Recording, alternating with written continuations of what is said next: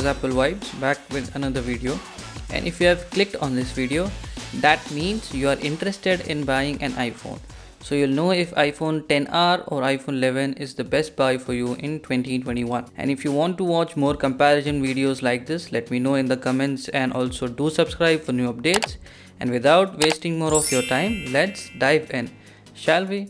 Now we are starting off with prices and storage, colors and all that stuff. So the iPhone XR and 11 are available in 6 different colors. However, iPhone 11 has storage space available up to 256 GB, but iPhone XR has up to 128 GB available. So let's talk about pricing of these iPhones in 2021. The iPhone XR starts at $499 and goes up to $549 for the 128 GB variant. The prices are given in MRP, Indian INR and USD, as you can see on the screen. And the iPhone 11 starts at $599 and goes up to $749 for the 256 GB variant. The build quality and size of both iPhones is absolutely identical. But before we move forward, I want you to know, just so you know, these are 10 Android latest models that come in the price range of buying an iPhone XR or iPhone 11 in India right now. So these are the phones available: Samsung S20 FE, OnePlus 8T 5G, Xiaomi Mi 10 5G, Asus ROG 3, Vivo X50 Pro, Samsung S20 Plus, OnePlus 8 Pro, Oppo Find X2, Motorola Edge Plus and LG Wings.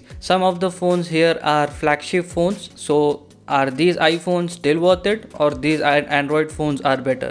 So let's first compare both our iPhones, and then I'll give the answer for that question in the end of this video. So I'll suggest you stay tuned for that answer. Now, the display on both the iPhones are same, with a 6.1 inch LCD display with a resolution of 1792 into 828 resolution and 326 pixel density, that is PPI, which has a support for True Tone technology.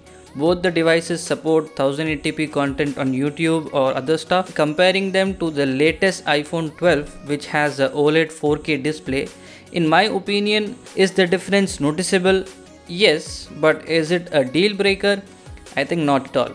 And also the brightness nits on both the devices are fab even in sunlight. Now moving on to the chipsets. Now difference on both devices starts on the chipset installed. While the iPhone 11 has a 4GB A13 Bionic chip, the iPhone XR has a 3GB A12 Bionic chip. I have personally used both the iPhones, and with both of them being at 60Hz refresh rate, it's just a slight difference in speed. But here's where the 4GB A13 takes off. Based on 7nm architecture, the A13 Bionic features 4 high-efficiency cores.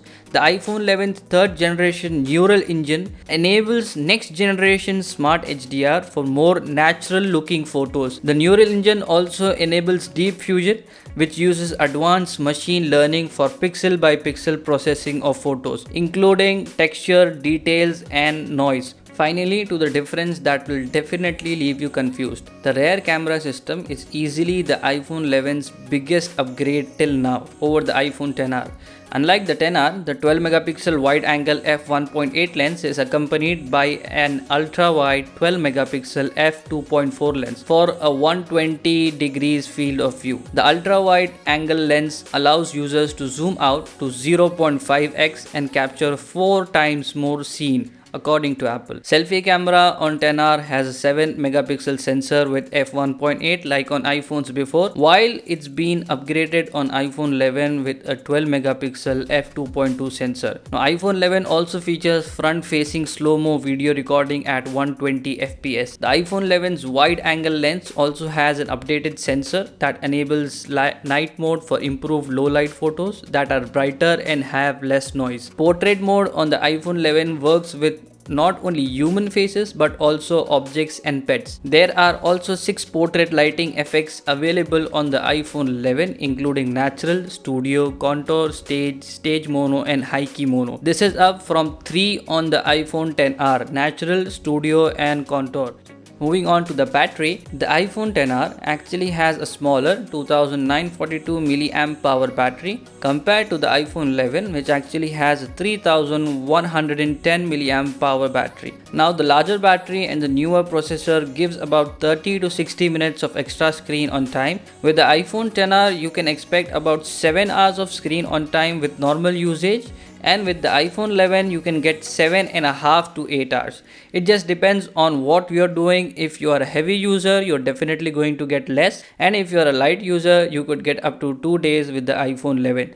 So it just depends on how you are using it. Both iPhones support fast charging up to 50% charge in 30 minutes and Qi based wireless charging, but neither of them come with a fast charger in the box. They come with the charger of course, but not with a fast charger in the box. So you'll actually have to purchase that separately. Now the next major difference is water resistance. iPhone 11 is IP68 rated water resistance to a depth of 2 meters for up to 30 minutes. Whereas iPhone XR is IP67 rated water resistance to a depth of 1 meter for up to 30 minutes, which makes the XR a bit risky to take it in deep waters. So it is actually waterproof but not water resistant. So iPhone 11 could be water resistant, but iPhone XR is waterproof.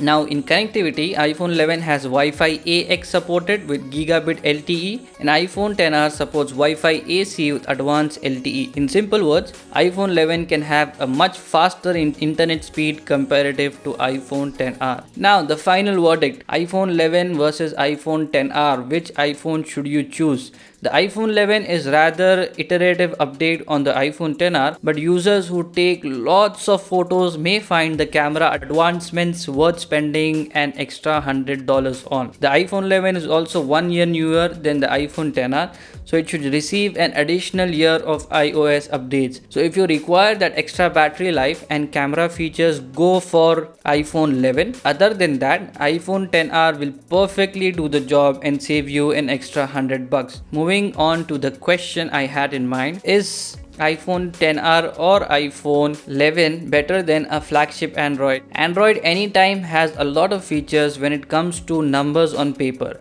like Samsung having insane numbers like a 108 megapixel camera and OnePlus having a large RAM like 16 GB. But where Apple looks to be superior is in its optimization and offering updates. I'll put a link for a video in the description. It's from a YouTuber, Mr. Who's the Boss, and the way he explains the difference between iOS and Android is awesome. So do check that video if you want to know if iPhone or Android should be your next buying choice. Plus, if you are using a Mac and require an iPhone in a budget, well then these two iPhones perfectly fit that criteria. And what if you want to sell your iPhone and buy a new one? Which system holds its value better? There is only one answer to this and no one disagrees. It's the iPhone. You can still get a fairly decent amount of money for a phone 2 years old. That wraps this up. Do give this video a like and also subscribe to my channel. Thanks for watching this video.